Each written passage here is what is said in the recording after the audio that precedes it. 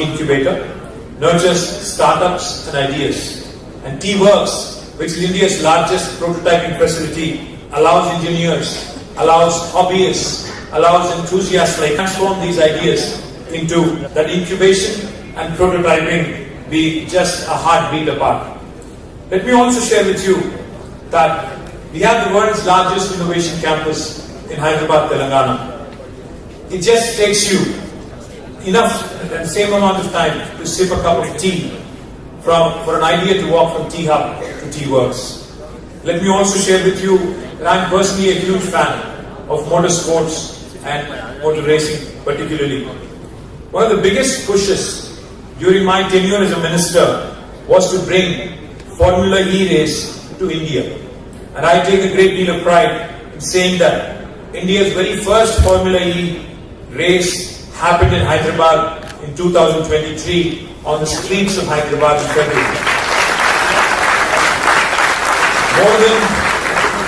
More than 35,000 people showed up, not just as a spectacle, but as a statement that India is ready for electric mobility, global races, and to ensure cutting-edge technology is leveraged for the benefit of greater good. The response was overwhelming. Citizens embraced it, industries aligned, and enthusiasts cheered. We also made sure that we used that entire time as a mobility week during the race. We used that entire week, just like how you are conducting this race here, over a period of 6 days. We spread that event over 7 days, called it Mobility Week. We announced several investments that came in, from Hyundai Mobis to Mahindra Automobiles, which was also getting into electric vehicles in a big way, and also Amar Raja, which set up one of the largest gigafactories with about 9,500 crores of investment. So not only was it about racing,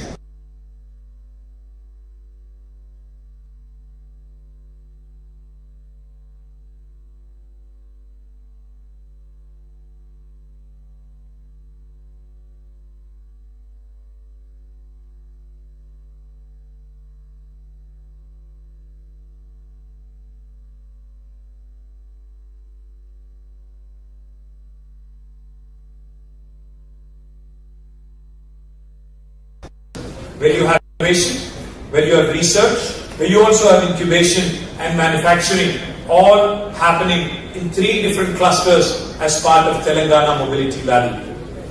Nevertheless, I would like to share with you, even though I'm not in government today, I would like to share with you that the future looks very bright for all of you.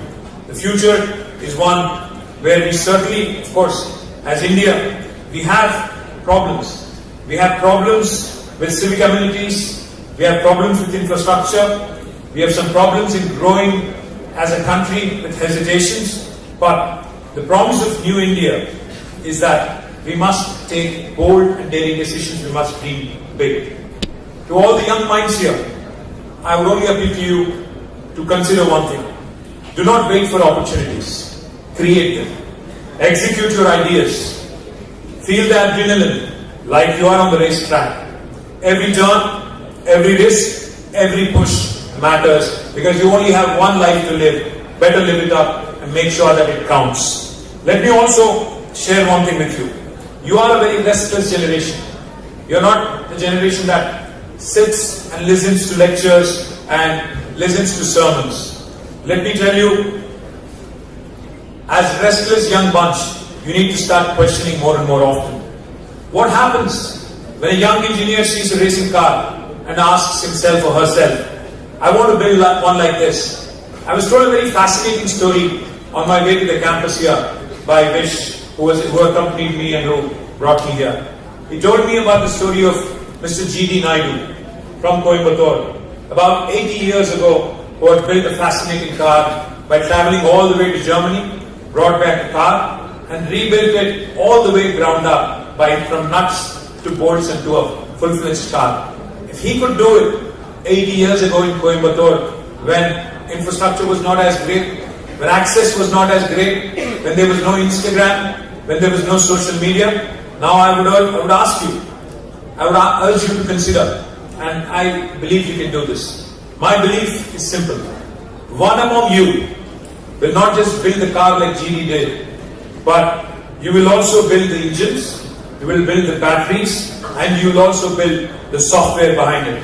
Why not imagine that the next Tesla should come from Coimbatore or Toothukudi, or the next BYD should come from Hyderabad or Vijayawada?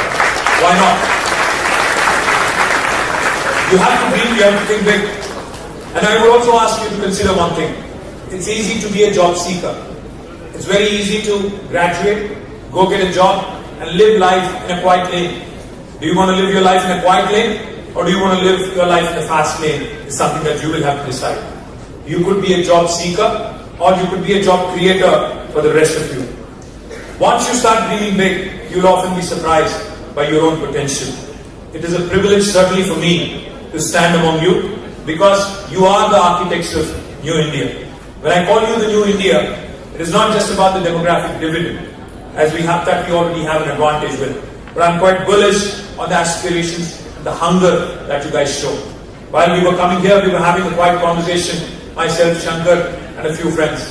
They were telling me very quietly that people from metros like Chennai, Hyderabad, Bangalore, Kolkata, Mumbai versus kids from tier 2 towns.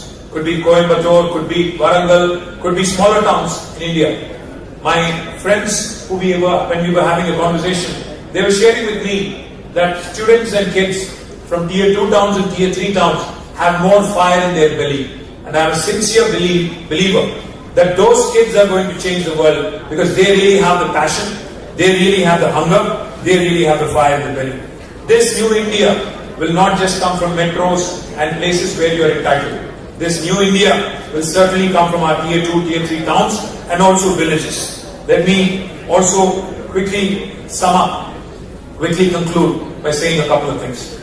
This is certainly, like Shankar was pointing out, this is our moment as Indians. Let the engines roar. Let the ideas fly.